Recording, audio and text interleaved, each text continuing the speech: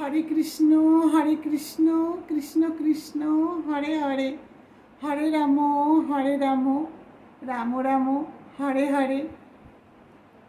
আজকাল আমরা নিজেরা নিজেদেরকে অনেক সময় চিনতে পারি না। কেন জানো? কিছু মানুষ আছে যারা নিজেদের স্বার্থে আমাদের ব্যবহার করে, আর আমরা সেটাকে ভালোবাসা ভেবে তাদের স্বার্থ পূরণ করতে থাকি। কিন্তু একটা সময় যখন আমরা বুঝতে পারি যে তার ভালোবাসাটা আসল ছিল না, সঠিক ছিল না, নিজের স্বার্থে অভিনয় করে গেল, তখন আমাদের মন কি হয়? দুঃখে কষ্টে ভেঙে পড়ে, নিজেকে অসহায় মনে হয়। কিন্তু তখন আমাদের কি মনে হয়? নিজেকে যেন আমরা চিনতে পারছি না।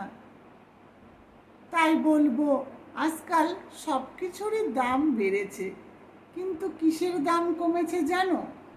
বিশ্বাস, ভালোবাসা আর জীবনের দাম। মানুষ যখন একজন মানুষের সঙ্গে স্বার্থ পূরণের জন্য অভিনয় করে, তখন কি সে কখনো ভাবে যে তার ভালোবাসাটা তুচ্ছ নয়, তার বিশ্বাসটা তুচ্ছ নয়? তখন সে ভাবে না। তাই বলবো, সব কিছুর দাম বাড়লেও বিশ্বাস, ভালোবাসা আর জীবনের দাম কমে যাচ্ছে। কিন্তু একটা কথা মনে রেখো, মানুষের খারাপ অবস্থা সবসময় সারা জীবন থাকে না।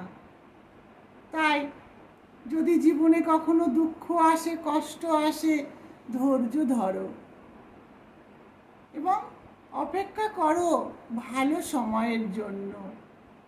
আমাদের সাথে আর কেউ থাকুক বা না থাকুক, স্বয়ং ভগবান শ্রীকৃষ্ণ তিনি সর্বদা ছিলেন, আছেন এবং থাকবেন। তাই ভগবানের ওপর বিশ্বাস রাখো, ভরসা রাখো, নিজেকে তার সেবায় কাজে লাগাও।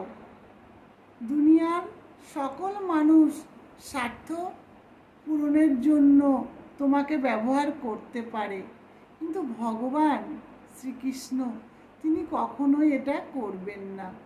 তাই বলবো, নিঃস্বার্থভাবে ভগবানকে ভালোবাসো, তার চরণে ঠাঁই নাও। দেখবে এই দুনিয়ায় কখনোই নিজেকে একা বলে মনে হবে না। হরে কৃষ্ণ।